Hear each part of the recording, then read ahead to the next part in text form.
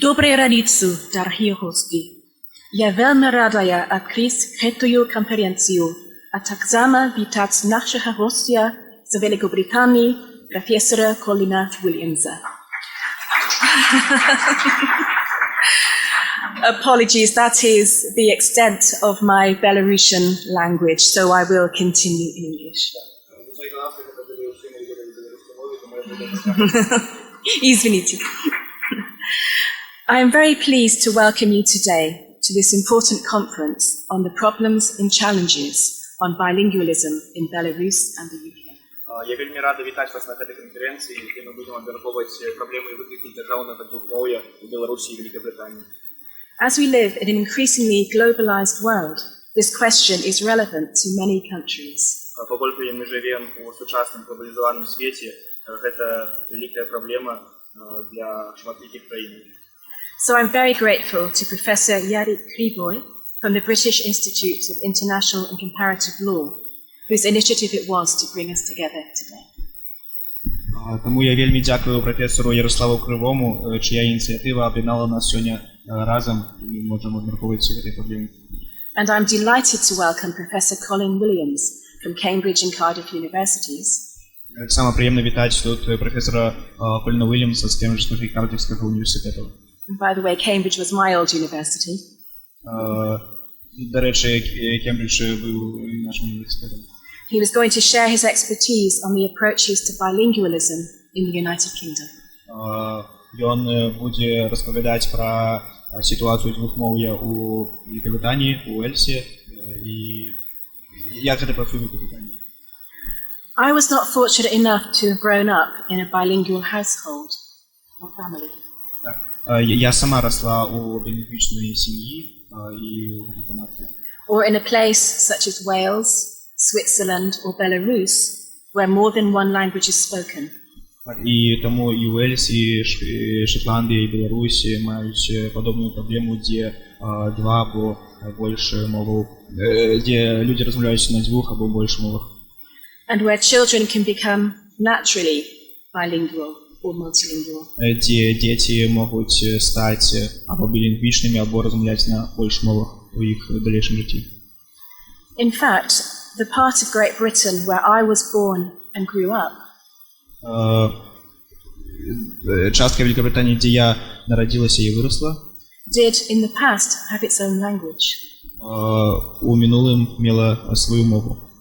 Sadly, the last person who is thought to have heard Cornish as her mother tongue. Да, і опошній чоловік, який жив у цій частці Великобританії, розмовляв на Cornish. Да, на корнішській мові.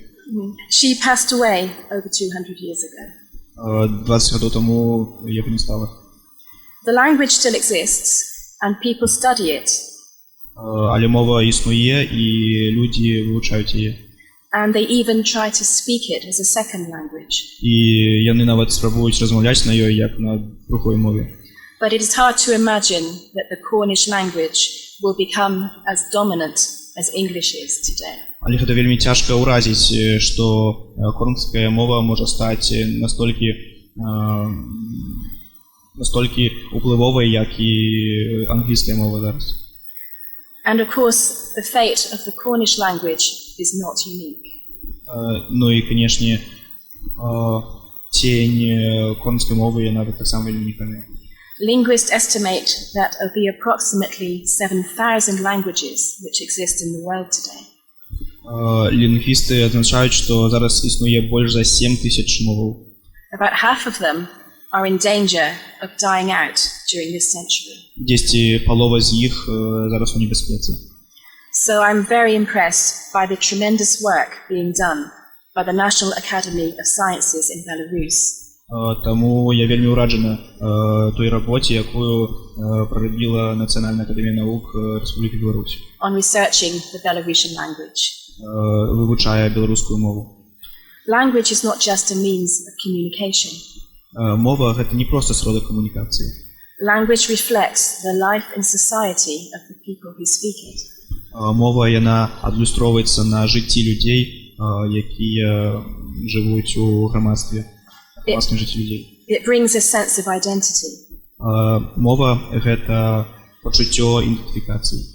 And being bilingual or multilingual has been shown to bring huge advantages in intellectual development.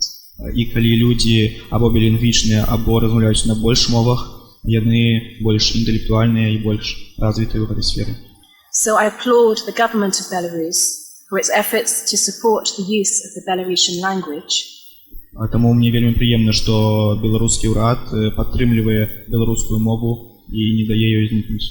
And also those Belarusians, individuals and organizations who study, use and teach Belarusian in Belarus today. І таксама тыя людзі, тыя арганізацыі, якія падтрымліваюць беларускую мову, не даюць і дапамагаюць ёй існаваць і па гэты час. Bilingualism is not something that is nice to have. It is really important. Білінгвізм гэта не проста штосьці, што трэба мець, гэта вельмі важна, гэта больш важна. Which is why the British Embassy in Minsk is pleased and proud to be supporting this conference today. Таму брытанская амбасада ў Мінску ёй вельмі прыемна удзельнічаць у гэтай канферэнцыі. I hope that sharing experience on how bilingualism is dealt with in Belarus and the UK Я спадзяюся, што мы падзелімся досведам білінгвічнай сітуацыі як і ў Беларусі, так і ў Злучаным Каралеўстве. will expose new ideas and bring benefits to both countries. Мы пачуем новыя ідэі і, можа, падкрэслім нейкія пазітыўныя бокі на гэтай канферэнцыі. And I hope that discussions today will cover not only the problems and challenges of bilingualism, І я спадзяюся, што наша дыскусія сёння мы будзем абмяркоўваць не толькі праблемы і выклікі сітуацыі, but also the advantages and benefits. Але і нейкія